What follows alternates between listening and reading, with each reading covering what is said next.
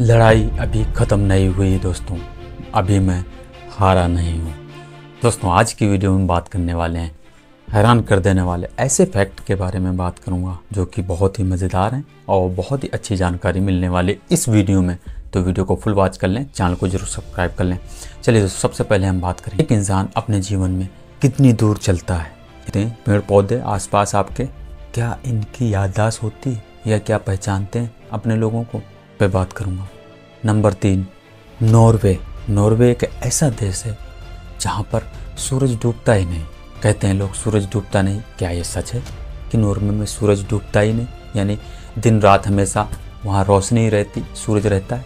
अभी बात करूँगा। तो सबसे पहले हम बात करते हैं इंसान अपने जीवन काल में कितनी दूर चलता है। क्या सच्चाई कि एक इंसान अपने जीवन काल में, पूरे जीवन काल में 2 लाख किलोमीटर लगभग चलता है, 1,20,000 मील लगभग।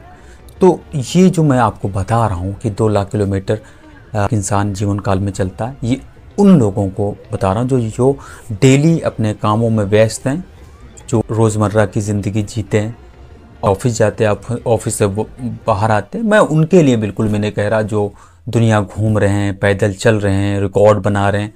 रोज़मर्रा ज़िंदगी जीने वाले के हिसाब से ये आंकड़ा तैयार किया गया।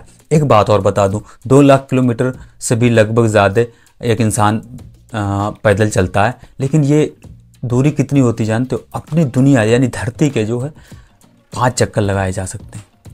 धरती के 5 चक्कर लगाए जा सकते हैं पैदल अपने जीवन काल में, इतनी दूर इंसान चलता है। नंबर 2, पेड़ पौधों की याददाश्त होती है या नहीं।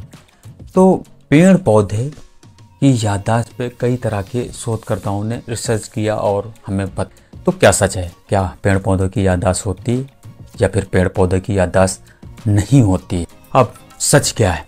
तो दोस्तों देखिए, पेड़ पौधों में हम जैसे यानी इंसानों की तरह या जानवरों की तरह दिमाग बिल्कुल भी नहीं होता है दोस्तों, लेकिन वो थोड़ा बहुत अपने आसपास के वातावरण को समझ जरूर लेते हैं।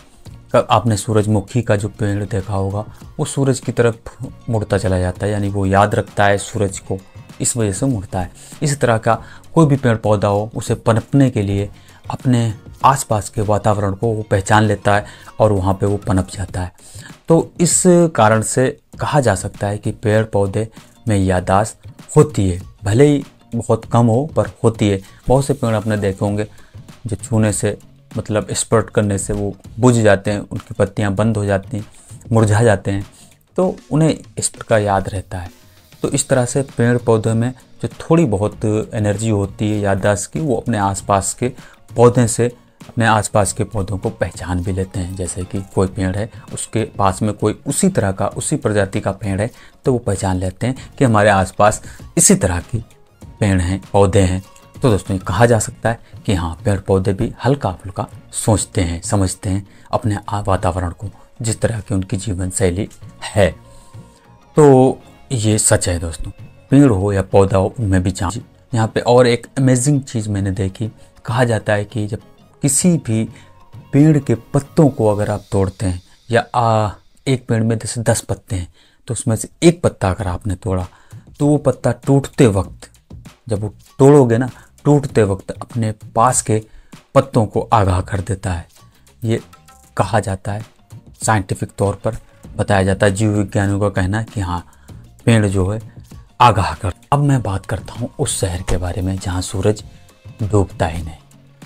क्या है भाई, कैसे ये होता है, क्यों होता है, सभी पर नज़र डालते हैं। आपने शायद सुना हो नॉर्वे, और बहुत सारे मैंने वीडियो भी देखा था। एक बंदे का, उसने रात का एक वीडियो बना के पोस्ट किया था और कहा था कि मैं रात के ये इस वक्त जो है 11 बज रहे हैं या 12 बज रहे हैं, और जबकि ऐसा समय था जैसे सुबह का वक्त नहीं होता अपने यहाँ पे, सुबह का वक्त, इस वक्त का वहाँ 12 बजे रात का वक्त था।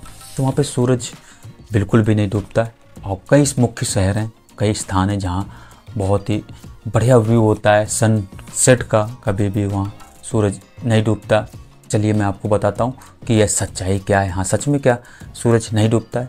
चलिए दोस्तों, नॉर्वे के जो उत्तर भाग में विशेष प्रकृति की घटना ये होती है, मिडनाइट सन कहते हैं इसे। और इस घटना के दौरान गर्मी के मौसम में सूरज कई हफ्तों, कई दिनों तक अस्त ही नहीं होता, यानी डूबता ही नहीं। जो इसका प्रभाव जो है सबसे बड़े शहरों पे जो होता है वो हैमरपेस्ट और स्वालबार्ड में देखने को मिलता है। मिडनाइट सन एक ऐसी घटना है जिसमें जैसे आर्टिकल सर्कल के अंदर जो स्थान आते हैं वो गर्मियों के दौरान सूरज वहाँ पे जो है 24 घंटे तक आसमान में रहता है। इसका मतलब है इन जगहों पर गर्मी के महीने में रात को भी दिन का उजाला होता है, सूरज पूरी तरह से जो है अस्त नहीं होता है। नॉर्वे के उत्तरी हिस्सों में मिडनाइट सन मई के अंत तक और जुलाई के जो है अंत तक रहता है। स्वालबार्ड में नॉर्वे का सबसे जो उत्तरी आइसलैंड है वहाँ पे यह घटना लंबे समय तक रहती है। लगभग 20 अप्रैल से 22 अगस्त तक सूरज डूबता ही नहीं। कारण क्या है? पृथ्वी का झुकाव और उसकी धुरी के चारों तरफ घूमने की जो गति है इस घटना के पीछे मुख्य कारण है। गर्मियों में पृथ्वी का उत्तरी ध्रुव सूरज की ओर झुकता है तो ये घटना घटित होती है। सूरज 24 घंटे तक दिखाई देता है। इसी कारण से नॉर्वे में उत्तरी हिस्सों में यह घटना देखी जा सकती है।